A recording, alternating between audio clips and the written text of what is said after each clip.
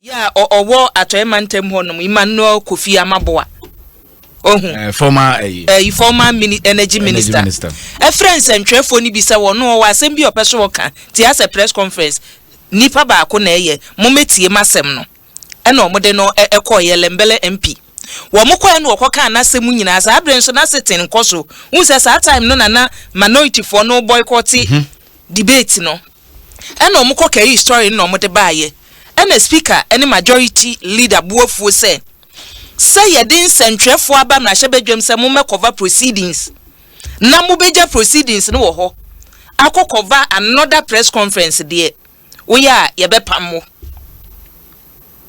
Oya ye be pam afiri ma hyebe ye be revoke wo chesa kwanya ye de ama asebra parliament no. Na asem no dwene ho a wonte ase onim. Adenta wonte ase. Speaker asem a wo katwa ato ne se ye de hia ansa na ye ne fata. Minimo if you say unim etoda sa press conferences we no ekoso wo ho ji say for be kire yemu say e bia if say sitting ekoso e bia press conference no e bia sida minim the difference an individual and a press conference ninti and ye can sadia and ye no so nti ase wo ba say oh sitting cost nti mamon cover any other story na individual media house bi betumi asoma na reporter say e bia wo kwekura no angla me pesa of our story num ni enti to say nipa no a wo ba no the direction should be say proceedings na ekoso no nya ne story or day ba for the day there menyin ni say right Banisa answer wona who determine editorial policy ba obi nsantwe ni adwuma a wo ye angle obi choose for the story no menyin ni say obi na wo say o chance for science central for na ya na omo cover no stitu omo use cameras no aya na he na omo tena he na omo gina omo a use cameras no etena nifa public gallery honomo ena omo a use recorders ne say bia wote honomo wo twro no omo so ewo press gallery honomo eti say wo use cameras ni we ya se na be ya wo betumi akacha ne ye nti mumu wo nifa aya na me hu say cameras ni bi wo plenary hono down hono no eno no ye say bia program bi course as a state of the nation address eno kwa GBC for de no ena ko down honomo ye ma won fa camera nko sa chamber ho ba bia mrahye NC okay NC just any GBC na we report from parliament da aya na moko ho report from ahin say parliament say ye report from me say a parliamentary correspondence say no accreditation by parliament say who cover parliamentary proceedings and no ho okay into your fan say the main objective I don't call parliament no asha say ni why do you abandon your main course captain ni ekoso house won etoda kura wo story a wo de beba no emfa proceedings na ekoso wo no matini na say perfect but you don't call parliament says parliament just started debate on anything you should be there to report either good or bad.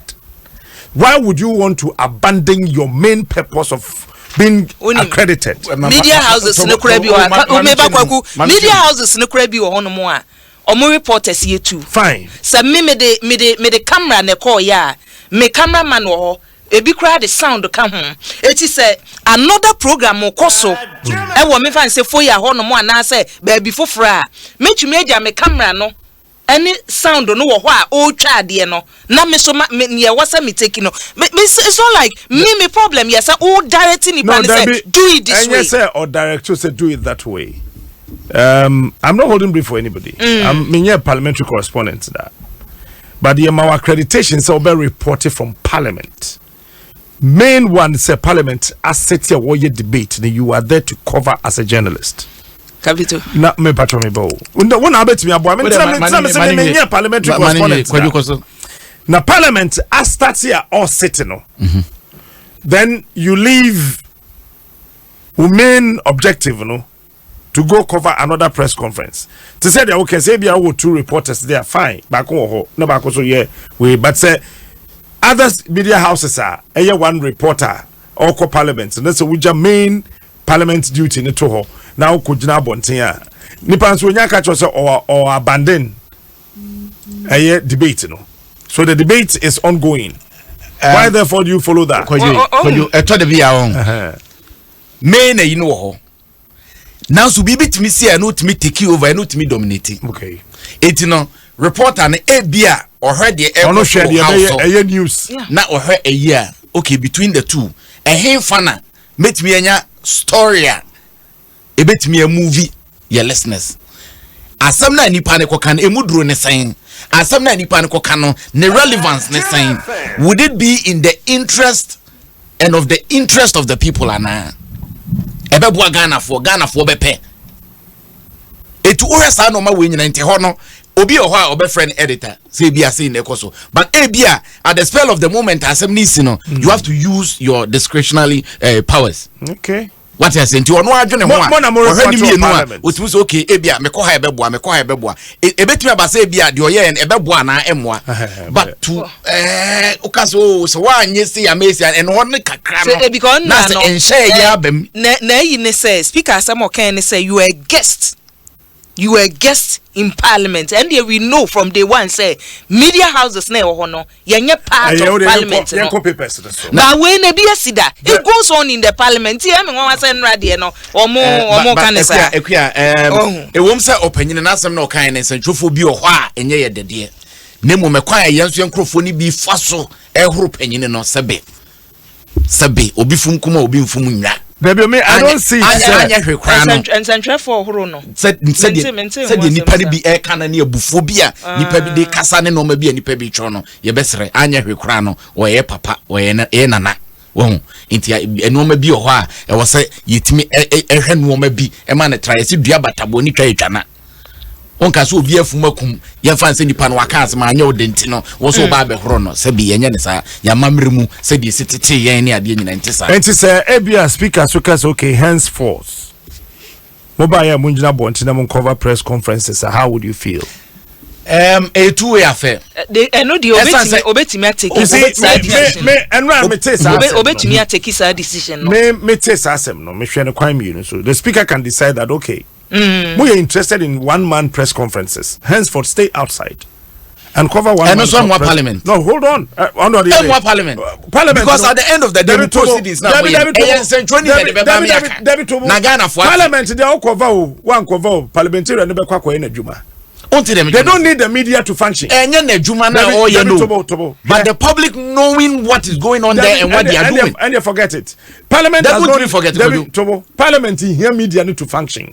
They're not functioning, but Ghanaians knowing what the people ya to Obama what comment Rashi Ejumana wo at the end of the day I was saying microphone no to Obama wo na say yasuma say na obenti and no constitution they say almost standing orders na kire say enye central ni say ono kwa na kokama o say okọ constituency no me too constituency no it is aboso me na say on constituency to mu de go and no ye MP na sema what I'm saying is that yetira see the maye and say bia ye comment share cover otumfo make a press statement be otumfo start say o kasa na ye se di kuro bi so apia bonten wo say o ye statement tin central for na ye kwa cover no ye pie e cover di kuro no. This is what we are trying to say. It depended on the auditor. I am saying that you don't go and cover the main proceedings of parliament. It's a parliament Mao accreditation as a guest. And obi anyi watching you. Onya di obi aji watching. Ebeye year and central for media houses no. Nipa ba ko pete say minim say ye 2 and some ye 3 year. Say nko onu nkwa wo hoyi. Ebi ebetumi apɛ ba ko aka no ho. In case of these flips now. Na onu main. Maybe about so ho to get it well. But then to me must say ideally that should have been the case. Yeah, then to me must say parliament has city. Now we na mu dibirika cover press conference for abontin. Mu na mo but you distract parliament. Captain, obi anye ho achi. No, you distract parliament. Yeah, can obi anye. Meba say parliament betimi aye omadwuma without media nka ho a. Amamu etoso na mamka bi amamu ayebomwe no branches nkurabata no ayede ye adwuma parliament judicial ni they can do without the media ne kam ho na ne ekoso say Only a mumpam nsentwefo ne. Then omu wi age some to megaphone. Abusia daily guide and the be chassis. Say no I'm saying. Parliament can still function without us. It's not about the function, it's about the people knowing what they are doing. Now when the catch you need a channel. You need daily guide will become one. Daily guide and the be chassis no pay. Na daily guide anim no. Mampanida that John Dramani Mahamani mfonyi da ha won say wo koto ton we di eda so ma me na fe and opening Suleiman Opening Suleiman Ibrahim, Executive Director, Man Media Foundation for West Africa. Ejabama, good morning. Good morning, Captain. What to say? There's this hula balo about the course for Parliament and Central for Ekokova one-man press conference as against the main cause of covering the proceedings on the floor of the House. Who is saying? Well, Captain, Mini is Central for no. From our Kwambiaso. Makase, the business of Parliament is to the Speaker. The business of journalism in Parliament is to journalists. And the Constitution, and no, and a Parliament, and a non society, and a central for Umudu also Umudino. I can't say there shall be no censorship in the country.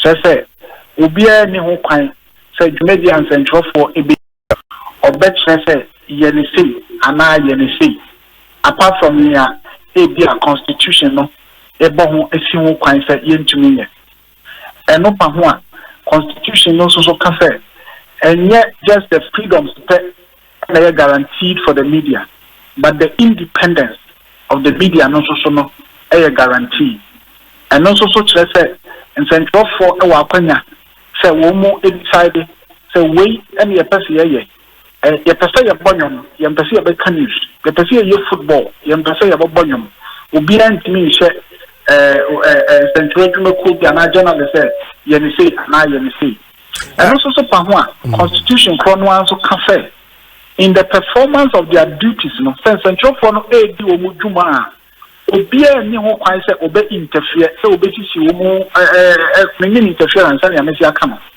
and after so agentre ana editorial opinions ya wo mu ewo no obia ni ho kwan se obe tuna eno so aka se otwe nsentro ni bia aso captain se aka se editorial opinion na me ameti he no mo editorial opinions ansana be hono na ye ne amoaka ya market and I made it and say, oh, more opinion.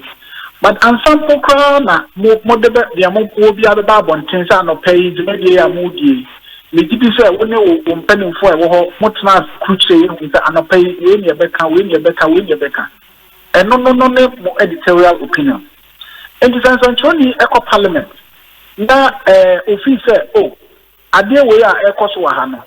Maybe say, and no mum any idea at that one tier for. Nti no na metesa me cover e wo mu se parliament atna se a wo mu ye debate ni ade ba me hu se MPB ni MPB me kan se esi e wo mu to blows me fi se eno mu ye news e ma me manfo e chen nia e we koso e wo timber ho no a a journalist no and be decide okay in our decision no from the analogy we're still holding on to the fact to say bad news sells better than good news, right?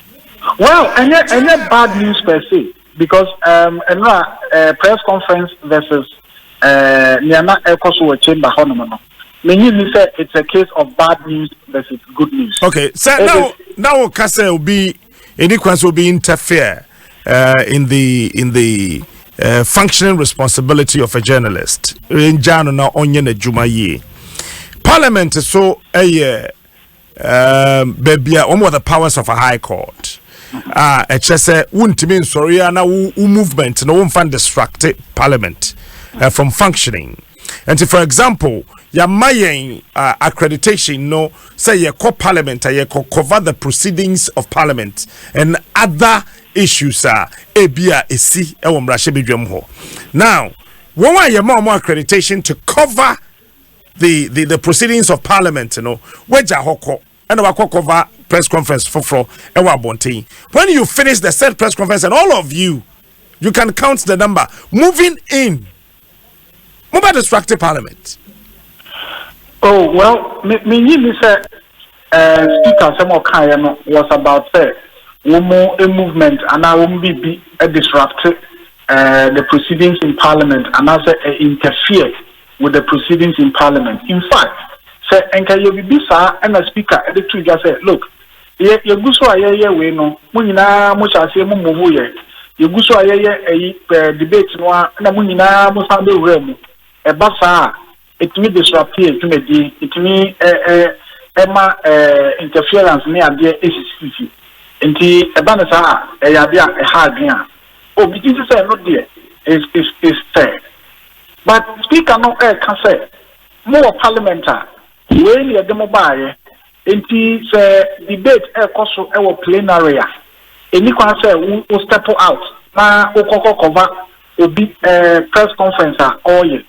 Captain, we say every bia you be can say oh MPB mon homoden oh MP we dey ntenenka MP we dey won kasa no anu here yenya de bia ni say oh e mistake na ye e san say ye ka parliamentary worker enye ni nyina ne nea e koso e wo chamber ho in plenary aye hunu ya e obi correct ni ka say oh in fact the most important work of parliament kram e happen wo committee level any other places are sometimes enye within the plenary crowd. And untina media legitimate say sensentroni ye do ko parliament say ya wo kan say to cover the proceedings in parliament no yentimi limit proceedings in parliament no say nia ekoso e wo plenary say MPB e bia no maybe even post o mampani wo hono a wo kasa no mpo and na BBSC wo baabi ya e obi constituency na MP no fi say oh we there I was a step out na media no kasa na mejojo me manfo no bo ana me tuo mufo ana de bisa na say we journalist now fi say enu mom e ya de a e news worthy e san say oh ni amampani e ye no other media houses bi be wo a e ye dan a menya sa proceedings no ama me media house no okay but Mr. Brahma I hope say your privileges are you enjoy no doesn't disregard protocols. No, it shouldn't, and it shouldn't at all. Good, there are fundamental procedures. Yes. Parliament was laid down protocols they observe. I agree that obi anywhere says what journal say yes say story in a year that will not help the profession. That notwithstanding, no, we need to observe certain protocols. Because my accreditation is say you cover first. I dare say you say proceedings, no. So I don't think say and no infringe on say freedom of the press. Yeah, dear, but we should also bear in mind say there are protocols at every location, and we should also not forget that Parliament House is part of the security zones of the country. Oh, Captain. Me know your dream, but you see, baby, I know your dream is say accreditation no say cover near a coso plenary. In fact, okwa might be no muswa parliamentary correspondent here. In fact, otimiye investigations from the parliament about procurement, about decisions to be a woman here, and whether or not it is in the interest of the public and so on and so forth. In fact, EMPA proceedings to Hukra. Yeah, about Jumedia Parliament ADA. Is it in the interest of the people? Maybe this is a parliamentary correspondent to be ABB procurement to be a parliament area, no maybe a woman contract to be a woman award. Why investigations? Essence why correspondent, when you are Kenya at me documents to be no money and day. And here is the report. It says Parliament has not done the right thing. And you see, Becca say, "Hey, we are the cause cover proceedings." This might sound sounding a bit different. It's like but once you are a parliamentary correspondent, you are supposed to do a DNA say, and no man if a parliament who be no. Who Emma Yama was to say. amanfo a wo mutie yen public interest na wo serve no abribia wo be mo hu nia koso efa parliament ho ewo parliament so it is not just nia koso ewo parliament na mum bibia efa parliament ho maka temi so ade ba ko amebisa ne say ora speaker mrashe bedwafo ni nyina hyenase mrashe bedwa ya institution no ono na odano nti bisa ho say ene adenti na speaker no on twina dinsi mrashe bedwafo na nkasa so adenti na ye di dwuma ya dwuma esombo na wo de say dwuma yi koso no na wo watu anamo akwabonten na wo ne nsentwofo ekwa akokasa nti obi be bisa say why is the speaker not focusing on the newsmakers who are under him, but rather on the news gatherers?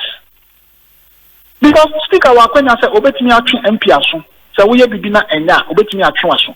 Nti say dwumadi amanfo ato aba ayi say brabedi e wo parliament.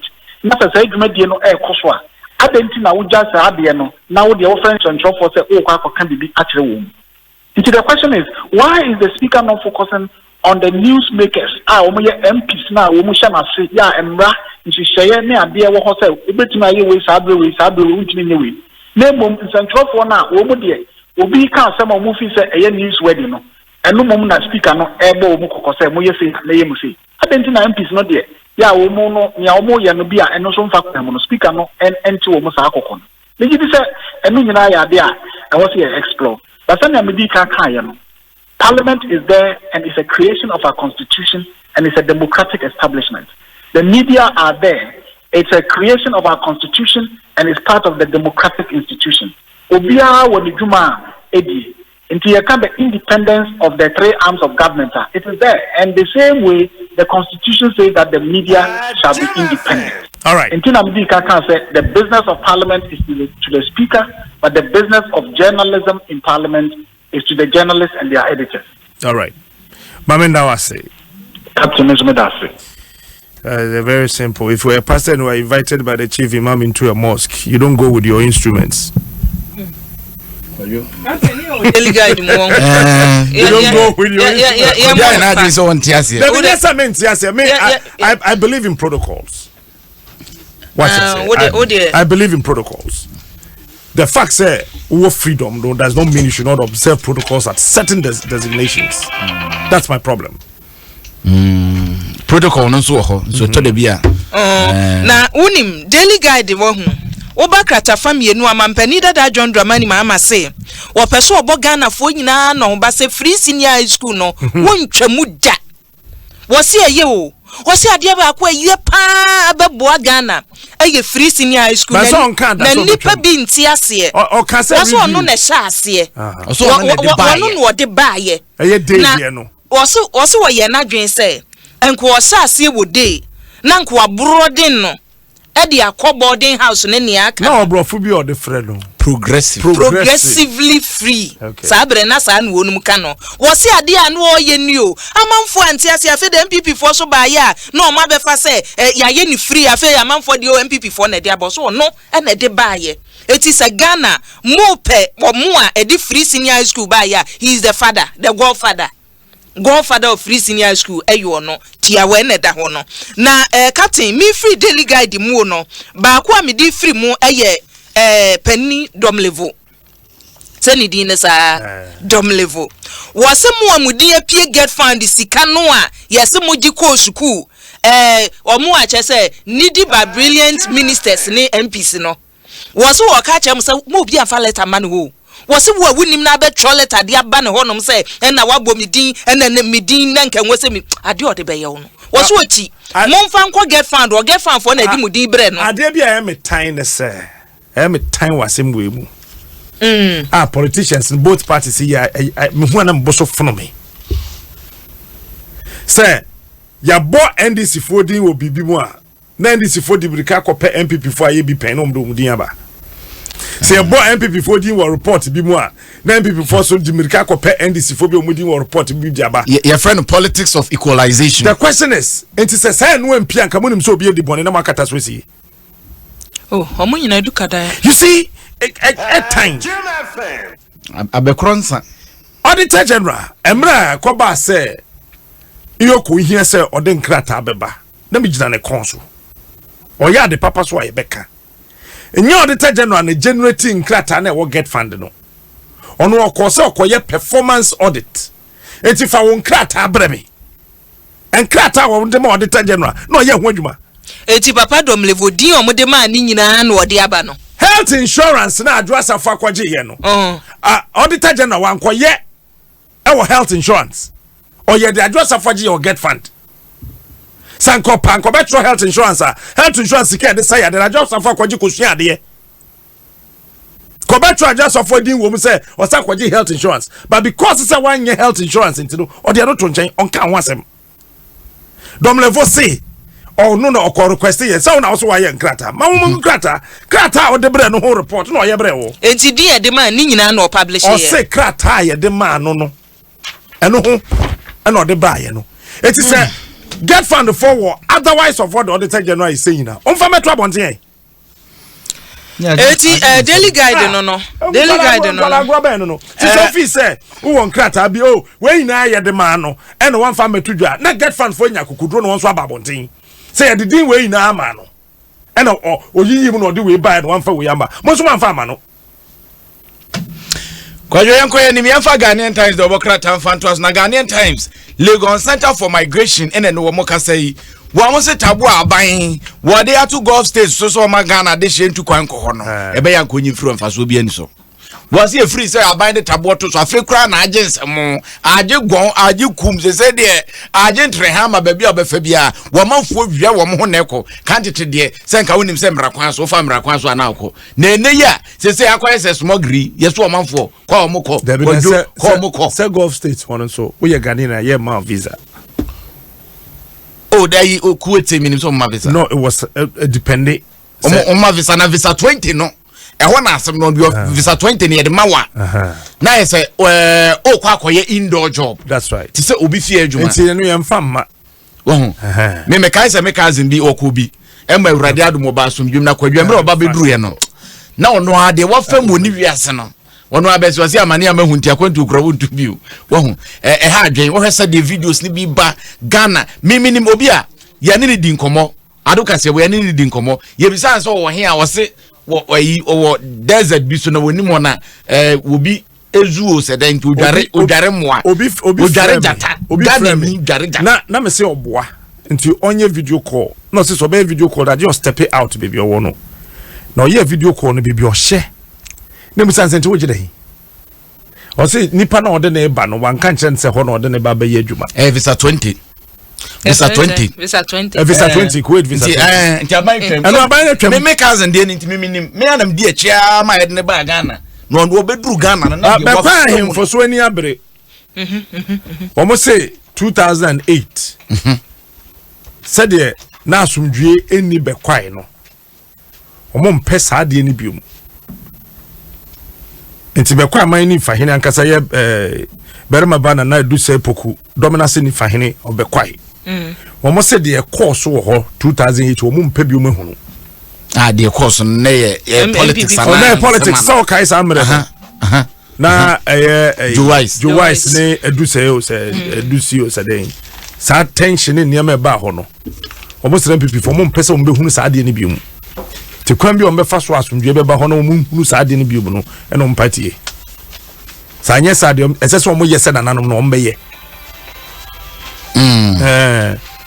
enti eno ho asem na na ka oba Christine dabi na no we na so si be kwa hin na be ka sa asem no dabi nya botre ye pese ye kwa eno no we he ma me wie nana me wie a me ye no ama ye gina che he ya menko ye gina che ha wo de ye wie nana du se poku wote me nka ma che nya do be jo so abro mira na wada ma bibia ye boko de Israne one pipe bonti me ho ye pa etias eden esi oba dia da Roma yenso ye ho ye pa e do oba dia wada mo den esi na manana no mani abre sese ye fa be kwai ni nkro atwa ho ahia ene asomdwe hu yi yo mi wa wada Roma e da se yidini bere ma bana na abisi poku ni fa hene a me wodom na se no wada Roma kanana no de ye nya moyosem nanso ye ka bi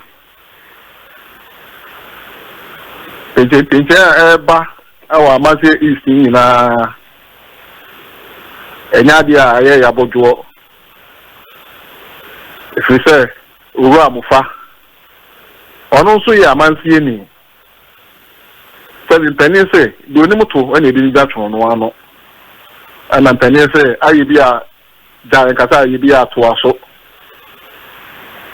onmonyamfo ose owusu ama ọba no oni onmonyamfo okofipoku ebife ene bi si akan na delegates na to aba ema owura kofipoku ebife amanse is ehunu se owura kofipoku ebife ho afono nti omu nyina aka omu bo mu se yenua ose owusu eyi onmonyamfo ose owusu onko kontonkro omoto abanem ama ọkọ kontonkro onya se de o fefe amase isi nyina ehunu se yasefa ama foforo aba na eno ba bi na kakra se ye wura ekọ mara se bedwam edi e do betibiri ni nsa si ne bo aka ewo mpatamu ho se ade we na me maye ewo mini kromu domanase kapi wada Roma ka domanase bi ye kan na ka wudi mo kakra uko he emfukuru a ekum omanfo a wo domanase a asefum ye frene se chama ya du enye wono nko ne chama ya waba amansie east wutini fa form na da kogu fie find the waje form ewo amansie is onmanyamfo se wusunkwa na befa form me ensa no onmanyamfo se wusunkwa fa bi na ka mienu na aka no ewe eya kan sie yesra ne se omumu nyina enteja wo mo ho na wasamo abeka no eto nipa asumu a watu abama na so mane fa form na on qualifier eye unkuwa utumi no onmonyamfo se usu oba no ofa form delegate na to obetia no okọ independent no yewro ko fedu sei eto form e ma yewro se usu ene nyankunimdie na den ana yewro amufa enso eba na mo pesa mo be manaba de minim se 2008 t-shirts ya ye printing na akufuado edi kofupoku edu se monyamfo yewro amufa ana ye sa t-shirt no 2012 t-shirts a omu ye nyina de minim se yewro amufa na ye kapti wada Roma busa chema mama say e chema edu se be kwai amansie east APP omo party office ya na nia mi to na ma ko ho because to ewra bi wo ho o ka kire me say onmonyamfo wo se ewusu e na holier office na the kwai ana amansie east constituency the NPP omuni office enye kida me sere chairman adu ni se enye wono nko ara chairman awa sa mpatemu ho ento mo fa yie entu yie na papa ye no ento yie na ya pesa basa bia ebesie na man say isi die yebo yedin a yabo yedin preko lo ya mufa o ya man say ni yesa so mo ma de kwan ni yantu omu mienu so aba na de o manfo ne peno no omunyi no enye chairman nko a na to aba enye executives ni nko a na to aba eya man say isi nyina ne ye beto aba no You will say, who's what by fear do me. What can you away, ye? And if your person were ye come home. Let's a told be a summa yat wabaman. You will find so a probable, no candy obey to me, ye. Let's also talk about for summa or Baswada, Abaman. If you sir, if you pay the fuck what you find, zero, say, was one the uncle. I must say, it's near in your penis idea. A Kadima Minkabi. A Yamamu and a Yebu. We in the year of 14, 1 year, one a winning. You are captain. You will say, the person who some of mamma say, check here. 100,000 Ghana cedi or the bed on last mine. I was check in the corner. What to try on my order better or mine for your tenant can be. I would say, okay, and that to my final, I was 7 feet. 100,000 check.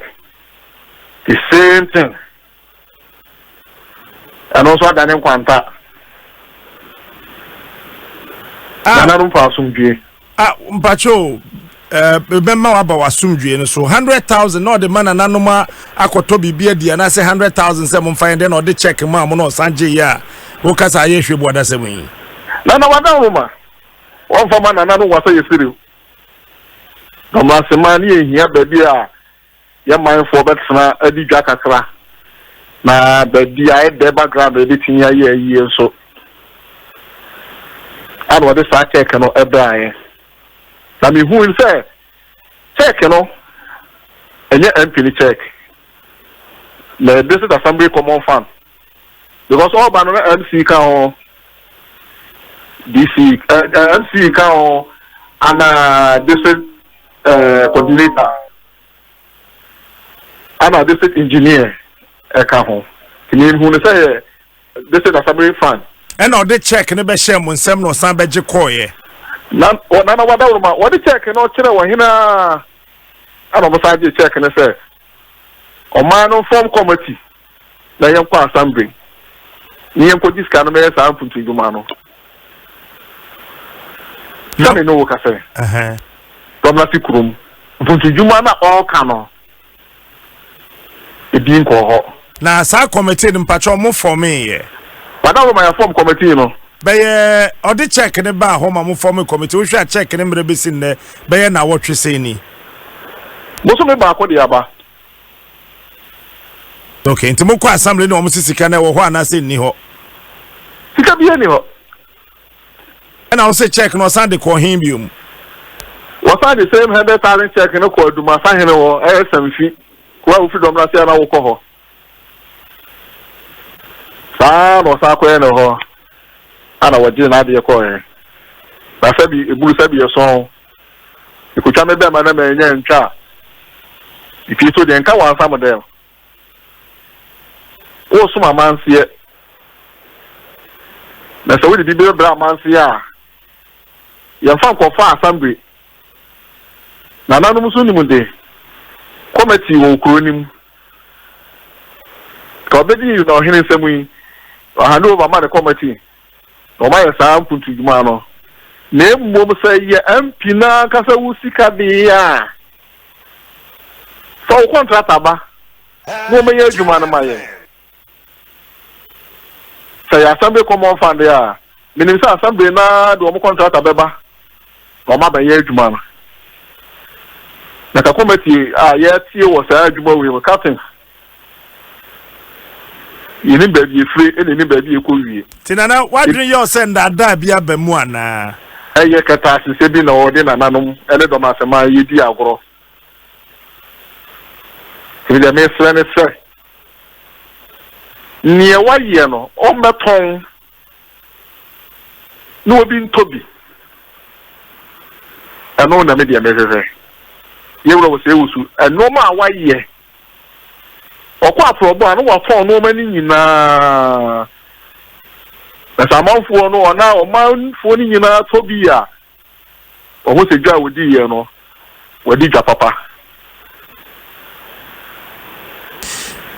ewura wada wo ma eye bokọ ni ehwe no amanse na tema yedu o ma ni nyese o fa kwati kwan bi ya mesro man panyin ekufo ado ani yewura fedbre o chochofo panyin ya mesre wo ma na se dwombo adu omofo mo na nsi fom ne bi esi bekwai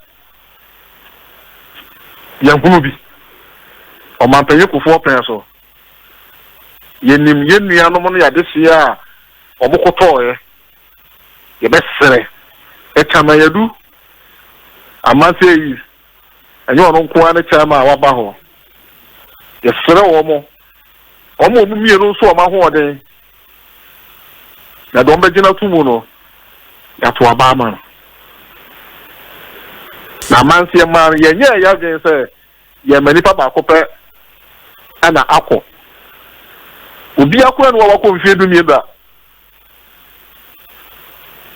1992 yewura oduro frichi ewrade fane kranchie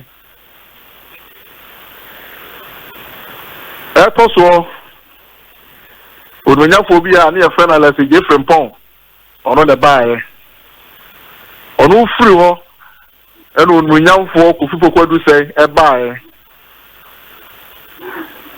onunyafo oduro frichi ekọ 110 onunyamfo alese Jeffrey Pon ko 110 onunyamfo ko fipo ko bi se nko a ne ko 210 ono no onunyamfo o se wusu ebesi akan a onunyamfo o se wusu e ko kontonkro no sabre no no se o ye NPP ni a nko onko kontonkro bi so o ma ni nyina na ji ni tumu se onko kontonkro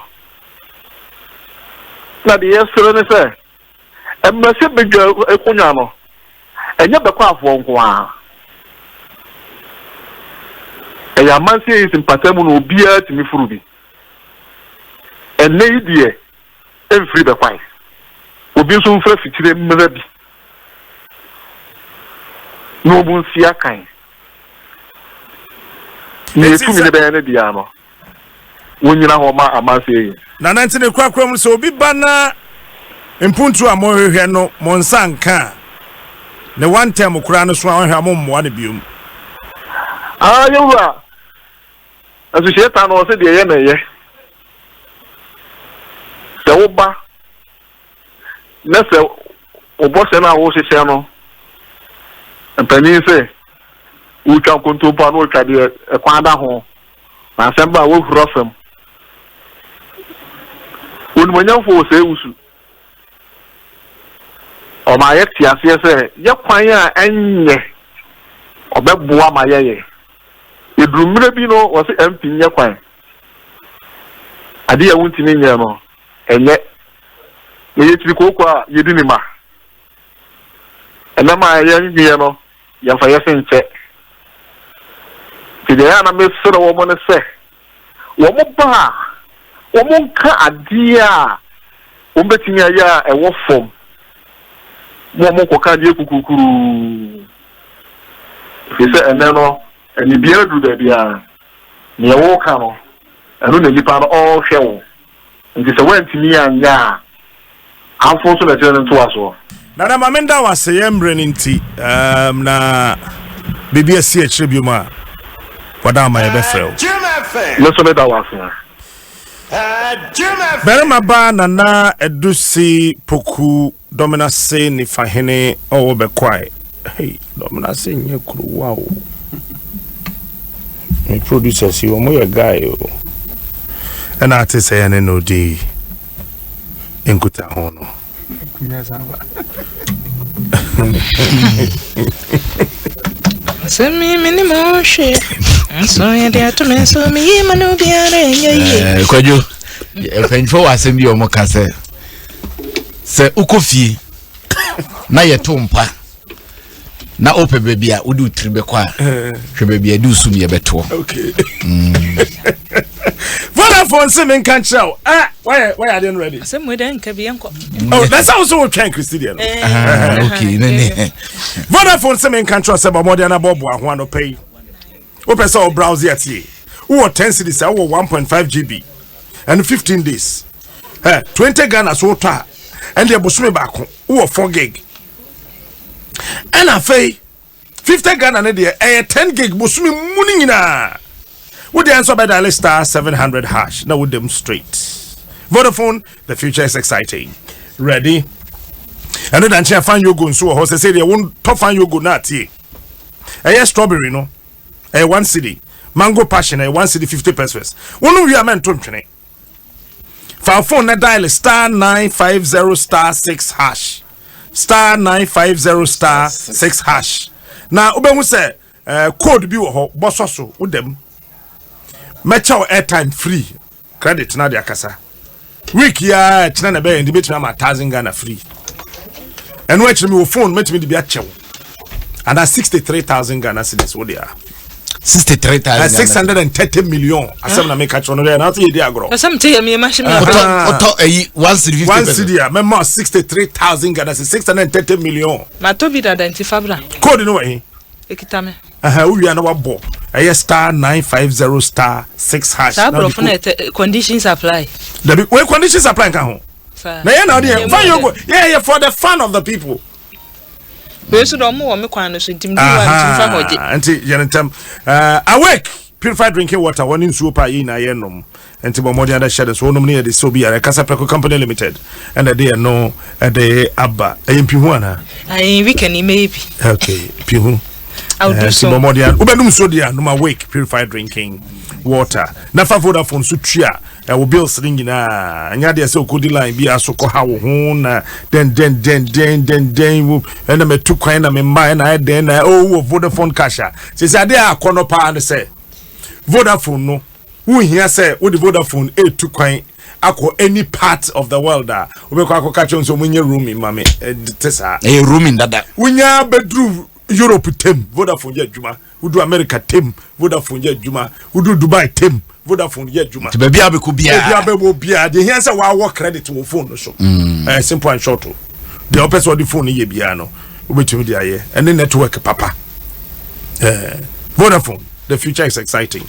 Ready afei mo amudi ni do no muntie se ni do na wadi awie no menkoto konkoro ntontwere mesrew ena sachet no so antungu emprantungu fagu hobam achede hofro hia wo fa 14 grams ni do nketen na ya toma ya medical school na se samakuma ko 30 bre me na menchawade emu de he no o se ni do no ya cheche sachet no yo keten o ka sachet no me ka se konko no na konko de mpetupe konko kese no tupe o ma me tu a mema school bags nya bag sachet no so kra de ne bo nye din sachet no pe kra betu akoto 30 wo ba na mama shopping voucher na ne be kokoko mlimlim wo he ya na ja na fe de edition so 20 na no so wo de aba na ma chewade bebre nido your love via passion but more than a share so ma me say total so de said it no bo ho na wo to ne ma na wo build up point ne chewade top 300 drivers no mo free fuel every month said the driver for no CG fuel no free wo total no nyasem ketwa